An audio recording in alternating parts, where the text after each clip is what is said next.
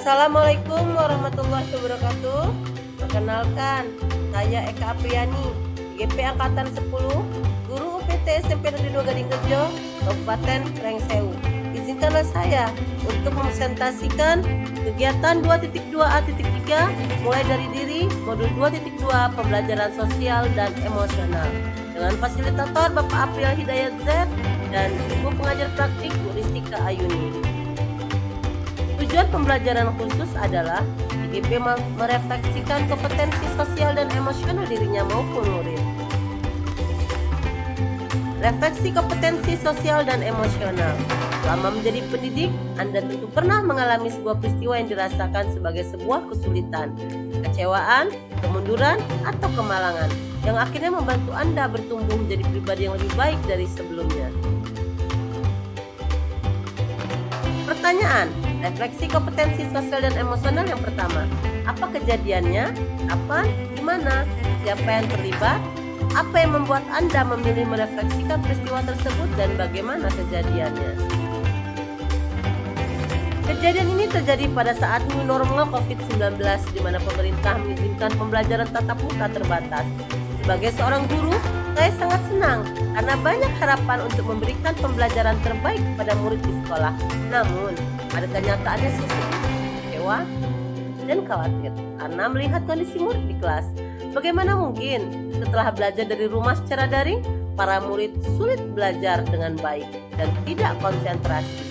Hal ini sangat berbanding terbalik dengan ekspektasi saya terhadap murid yang antusias dan bersemangat untuk kembali ke sekolah. Pembelajaran secara daring membuat pembelajaran hilang atau lost learning.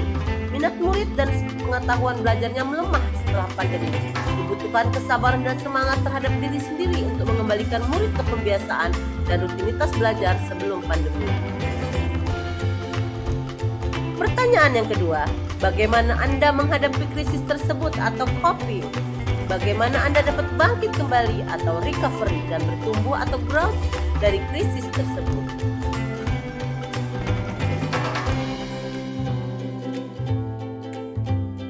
Meskipun saya khawatir dan kesulitan dengan kondisi murid pada saat itu, namun hal tersebut membuat saya tidak marah ataupun putus asa dengan keadaan mereka. Saya berusaha tetap mencari solusi atas masalah ini, dan saya juga mengajak rekan sejawat untuk berkolaborasi dan berdiskusi untuk mengatasi masalah yang sedang terjadi.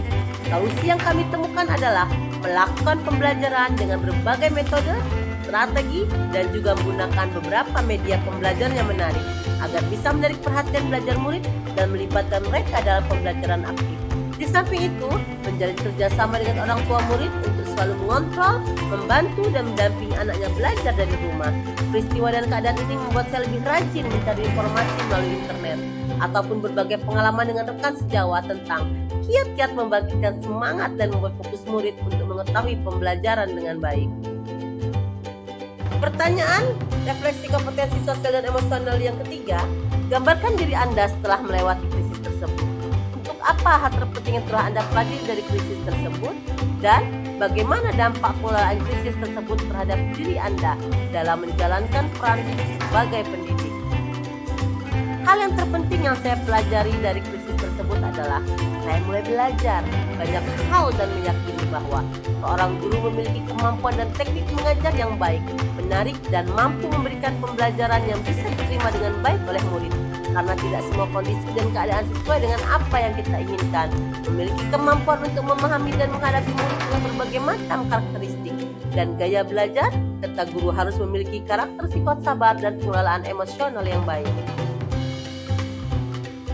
Pertanyaan selanjutnya dalam refleksi kompetensi sosial dan emosional yang keempat adalah, sebagai pendidik, Anda tentu pernah bertemu murid yang memiliki pemahaman diri, ketangguhan, atau kemampuan membangun hubungan yang positif dengan orang lain.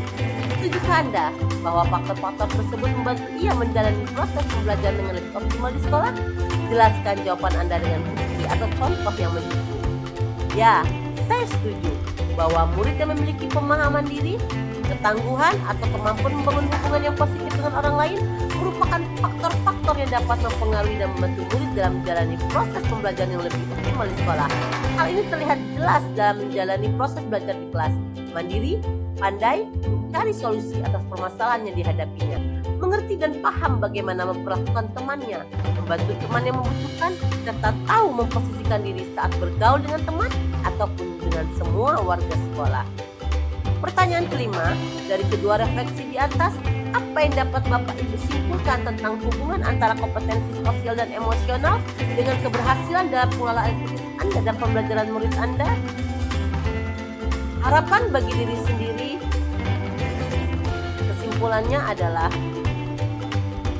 saya dapatkan tentang hubungan antara kompetensi sosial dan emosional dengan keberhasilan dalam pengelolaan krisis saya. Dan pembelajaran murid saya adalah proses pembelajaran murid yang tidak tergantung pada kemampuan kognitif saja, tapi pada aspek lain yang mempengaruhinya, yaitu aspek perkembangan sosial dan emosional. Aspek sosial emosional ini sangat mempengaruhi terhadap perilaku murid terhadap dirinya, orang lain, dan lingkungannya. Emosional yang terkontrol dan dapat dikelola dengan baik, maka akan berpengaruh baik pula terhadap kompetensi sosial pergaulan dengan orang-orang di sekitar kita.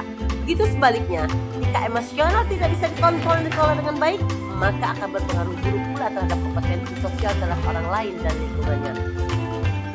Pertanyaan harapan dan ekspektasi. Pertanyaan ke-6, setelah menjawab pertanyaan-pertanyaan sebelumnya, apa yang Anda harapkan untuk pembelajaran selanjutnya? Silakan kemukakan harapan bagi diri sendiri. Harapan bagi diri sendiri adalah saya berharap pembelajaran sosial dan emosional ini menjadi modal yang akan menambah ilmu dan pengetahuan tentang penanaman karakter murid ke depannya, bisa meningkatkan kemampuan saya untuk mengelola kompetensi sosial dan emosional dalam diri dengan lebih baik lagi, dan bisa membawa pengaruh baik bagi diri sendiri, murid, dan orang-orang di sekitar saya. Pertanyaan ke-7, setelah menjawab pertanyaan-pertanyaan sebelumnya, apa yang Anda harapkan untuk pembelajaran selanjutnya? Silakan kemukakan harapan bagi murid-murid Anda.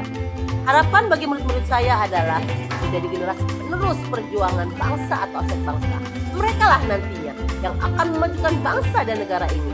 Mereka bisa membangun dan berkompetensi yang baik di sekitar lingkungannya. Pendidikan yang baik dan ditanamkan pada murid merupakan suatu yang sangat penting dan berharga bagi pendidikan di Indonesia ke depan. Penanaman karakter, termasuk pengelolaan sosial emosional, tuntunan dan pembiasaan yang baik setiap saat akan membawa mereka menjadi insan yang mampu mengelola sosial emosionalnya dengan baik dan menjadi teladan dalam keluarga dan masyarakat pada umumnya, kapanpun dan dimanapun mereka berada. Demikianlah presentasi dari saya, semoga ini dapat bermanfaat. Saya akhiri, wassalamualaikum warahmatullahi wabarakatuh. Salam guru penggerak, tergerak, bergerak, dan menggerakkan. Nabi pun.